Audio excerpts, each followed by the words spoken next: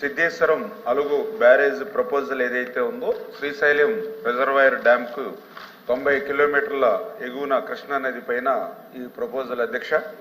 అయితే ఏదైతే ఈ ప్రపోజల్ ఈ రోజనే కాదు, ఆ రోజు 2011 సంవత్సరంలో కూడా ఈ ప్రపోజల్ తీసుకురాగా ఆ రోజు ఉన్నటువంటి ప్రభుత్వం 26/6/2013 సంవత్సరంలో ఆల్రెడీ 21320 ఒక మెమో కూడా ఆనాటి ప్రభుత్వం ఇచ్చింది అధ్యక్ష. ఆ మెమోలో చాలా క్లియర్గా ఏదైతే కర్నూలు జిల్లా నందికొట్కూరు తాలూకాలో కృష్ణా నది మీద సిద్ధేశ్వరం అలుగు నిర్మాణం అవసరం లేదు, ఎందుకంటే ఈ రిజర్వాయర్ 4 షోలో భాగంగా మరొక డ్యామ్ నిర్మాణం వల్ల అదనపు నీటిని నిల్వ చేయడం జరగదు.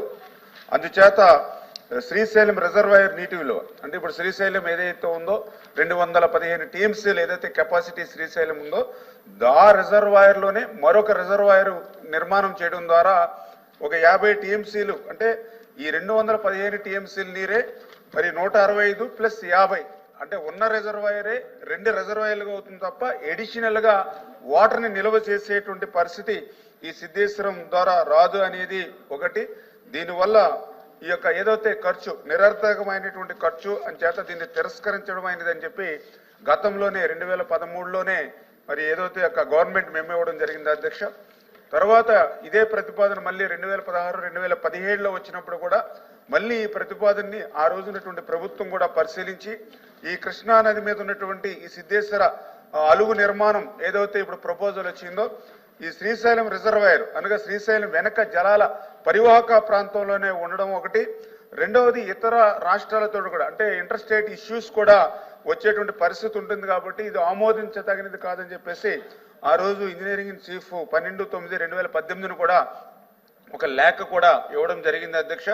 అంటే ఈ రకంగా ఏదైతే అదనపు నీరు నిల్వ లేకుండా అదనపు నీరు నిల్వ చేసే అవకాశం లేనప్పుడు అదనంగా ఖర్చు చేయడం అనేది ఒకటి.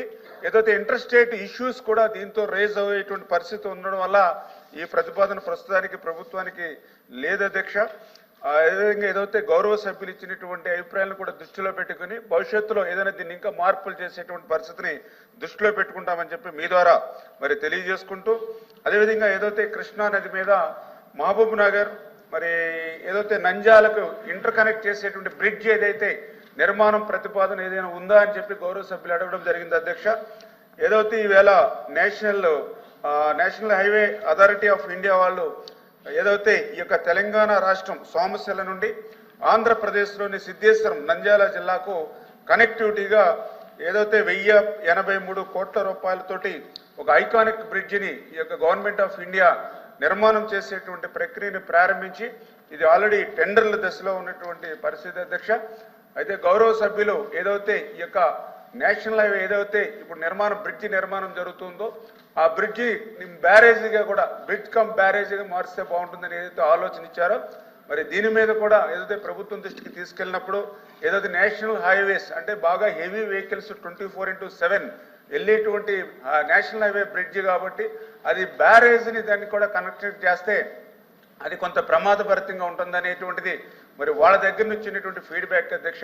ఏదేమైనా గౌరవ సభ్యులు ఏదైతే చెప్పడం జరిగిందో దాన్ని కూడా నోట్ చేసుకుని ఫర్దర్గా దీన్ని ఇంకా ఏమైనా డెవలప్ చేయడానికి ఖచ్చితంగా ఆలోచన చేస్తాం అధ్యక్ష. ఎందుకంటే ఏదైతే రాయలసీమకి సాగునీరు అందించేటువంటి విషయంలో ఈ ఎన్డీఏ ప్రభుత్వం కృతనిశ్చయంతో ఉంది అధ్యక్ష.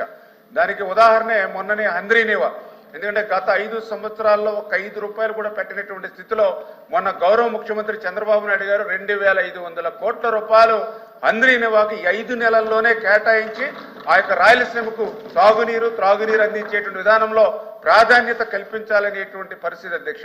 నేను ఎందుకు చెప్తున్నానంటే గతంలో కూడా నేను చూశాను అధ్యక్ష. నేను కూడా గతంలో 14-19లో నేను కూడా ఎమ్మెల్యేగా ఉన్నా. ఆ రోజు 5 సంవత్సరాల్లో రాయలసీమకు మీకు 7 లక్షల కోట్ల బడ్జెట్ ఉంది అధ్యక్ష. టోటల్ బడ్జెట్ 7 లక్షల కోట్లు ఉంటే అందులో రాయలసీమకు మేము 12,000 కోట్లు పెడితే తర్వాత 12 లక్షల కోట్ల బడ్జెట్ ఉంది అధ్యక్ష. 19-24లో జగన్మోహన్ రెడ్డి గారి ప్రభుత్వంలో బడ్జెట్ పెరిగింది, కానీ 2,000 కోట్లు కూడా ఆ రోజు రాయలసీమకి కేటాయించినట్టు పరిస్థితి అధ్యక్ష.